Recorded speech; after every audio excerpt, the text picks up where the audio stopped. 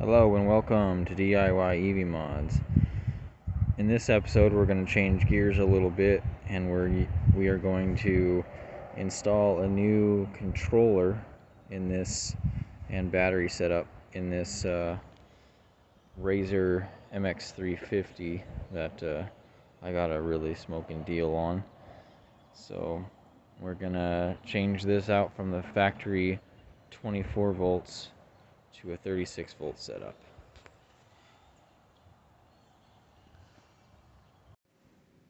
So I decided to move this project inside because it was a little chilly outside.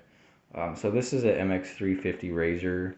I got this for free because it was sitting out in the sun, wasn't working, and I put my son's batteries from his quad into it, hoping that would be the issue, but it still wouldn't turn on.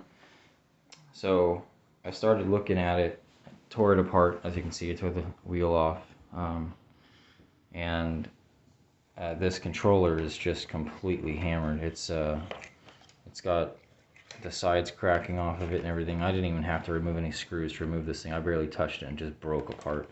So this controller is probably bad. So what I did is I did some research. My son's not really happy with the speed of the 24 volt ATV that he has. So I did some research, found this 36 volt setup to upgrade it. So this is a motor, controller, and a new throttle. This is going to be set up for 36 volts. And then I picked this up also on Amazon. It's a little 3D printed battery connector holder that will make it so that I can use my Ryobi batteries for running the motorcycle. Now, from what I understand, he is going to have to be careful and not just pin the throttle right away. He's going to have to roll onto it gently, otherwise the BMS in the battery is going to set off and not allow it to go, like a overdraw protection on these Ryobi batteries. So he's going to have to just be careful when he's rolling on the throttle to not just pin it and just to gradually pull on it. But he should still have, some fun on it. So we're going to have to modify this. I'm sure to get this on there, because this lip is just too high and the battery won't slide on there. So we're going to have to take a look at that, see what we need to do. And this controller is also much bigger than the controller that's in it currently. So we're going to have to find out, maybe drill some holes and mount that a little bit differently. And then the twist throttle should be relatively simple. Just take out the old one and put the new one on. So that's what we're going to be doing today. So the first thing I'm going to do is take out these screws here, so that we can get more room in there, and disconnect all this wiring so that we can set the new controller down in there and see how we can get that to mount. To give myself a little more room, I decided to take that seat off, which was really easy. It was just these two screws here. I actually have these turned backwards. When I put them back on, I turn them backwards, so they're actually supposed to be like this. Anyway, so I took those two screws off to pull these off, and then there was two screws at the back right there, lined up right here. It was pretty simple.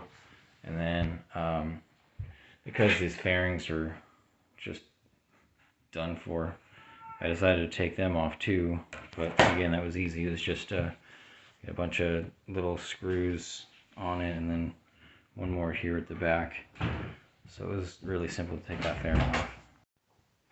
So here I've got the controller mounted. I used it's like a bushing from, like, when you install like a battery on a car. I had that kind of laying around, so I figured to use that. Might help with a little bit of vibration, although it does feel like it's plastic. I thought it was rubber at first, but maybe it'll help with a little bit of vibration. Also gives me a little bit of clearance through here. So I've got one side mounted. The other side doesn't really line up with anything. When the seat is on, it does kind of line up with one of these tabs. So I might drill a hole in one of these tabs and then just run a screw through it so it'll mount. The other side will just mount to one of these tabs. But I'm going to put the seat back on here and see how well it lines up with it all connected. Alright, so now I got the seat back on, and that hole does line up, but it kind of interferes with that screw. So I was going to try drilling a hole in the frame here.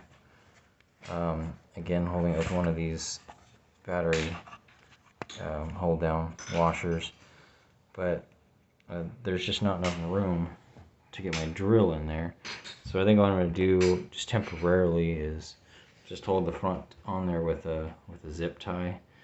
So for right now, I'm just going to move on to working on getting this throttle off, and after I do that, then I'll work on taking the connections off of the old controller and start installing everything onto the new controller. I just want to do those one by one just so that I don't mix up any of the wires. So yeah, next thing I'm going to do is take off this grip here. I'm going to take a look at it. I don't know if it's going to slide off or if there's like a set screw that holds it in place on one side or not. So I'm going to take a better look at that and get that off, and then I'll tell you how I did it. Alright, so we got the handlebar handle off. That was, it wasn't too bad. I just took a screwdriver, flathead screwdriver, and a hammer, and I just worked my way around it, pushed it off. And then with the throttle here, there's a little set screw right there. You just loosen that up a couple turns and it just slid right off. So we're going to install the new one and connect the connector here. Just be careful because there is like a little, let's see, make sure I get it on the right way. Slide that on, and there's this little, I'm assuming it's some kind of a bushing to keep the grip off of the twist part of the throttle. So let's do that. Slide this back on there. Oh, I can't do this one-handed. There we go. And there we go. All I gotta do is tighten that down and reconnect this connector, and we'll be good to go. I will say that the difference with the old connector, and the new connector, 24-volt connector was only a 4-pin, where the 36-volt is a 6-pin. So that's good. Good to see that there's a difference there. Maybe that means that there'll be a little bit more variable speed to the 36-volt than the 24-volt.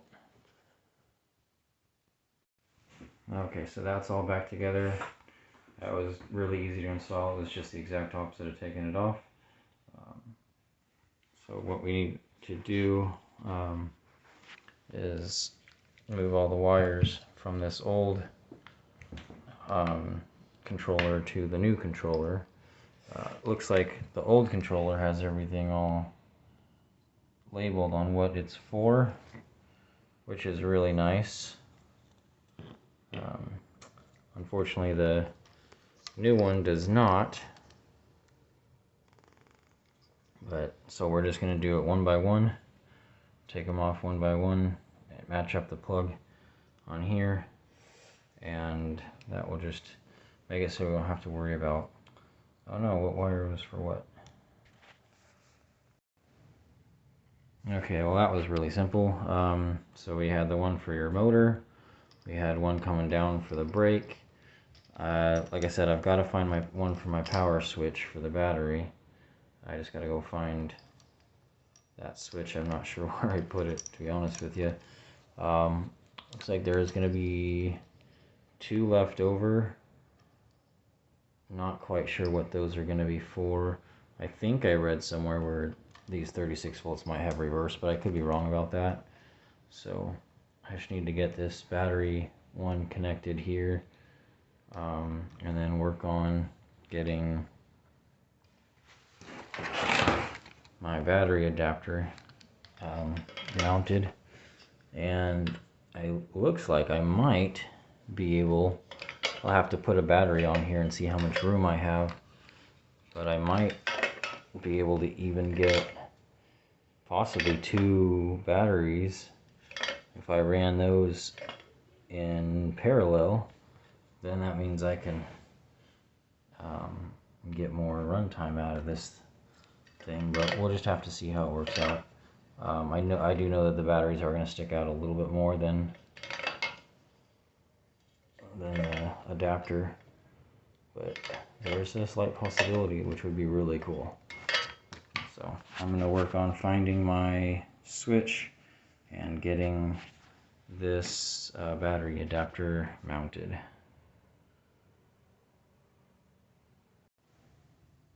I was able to find the factory battery cover, which I was right, did contain the switch on it. So if you look on the back side here, we got it. So the switch down here. So we got the wire that comes out of the switch, comes into this connector here. And there's another wire, this one here, comes off the switch. And then I took a butt connector, spliced that onto my cable that leads to the positive lead on the battery holder. The negative battery holder then goes to here. Got a spade connector on that, just goes into this connector that leads down to this this harness. This harness then plugs into the battery controller. So we got all that set up. I'm not going to wire up, this is for the charger. I'm not going to wire that up because we're just going to be removing it from the battery connector, the battery holder here. So the negative and positive are wired up on the battery connector. Now the battery connector is just kind of velcroed in place right now. I wasn't able to find any metal screws around the house, so I'm gonna have to get some metal screws and screw this thing in there, because it does come with a lot of holes there. I don't know if you can see that. There's a lot of holes in there that allow you to screw that onto something. So what I'm going to do now is we'll put this battery in here. Where did it go?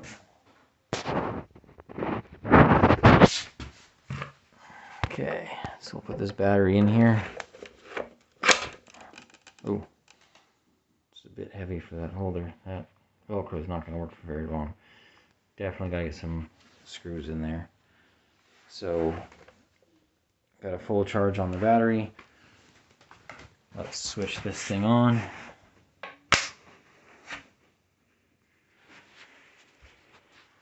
And let's see. Let's see if we can roll the throttle on. Ooh.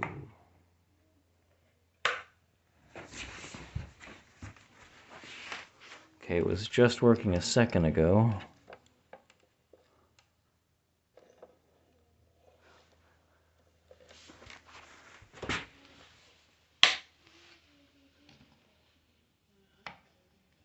And of course, now that I try to put it on video, it decides it doesn't want to work. So now I gotta find out what's going on.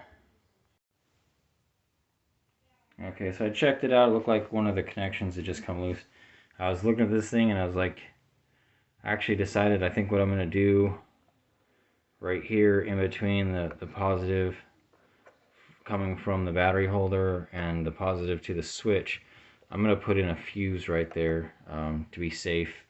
But I switch this thing on and I roll the throttle on, decided not to work because it's being recorded. Oh, there we go.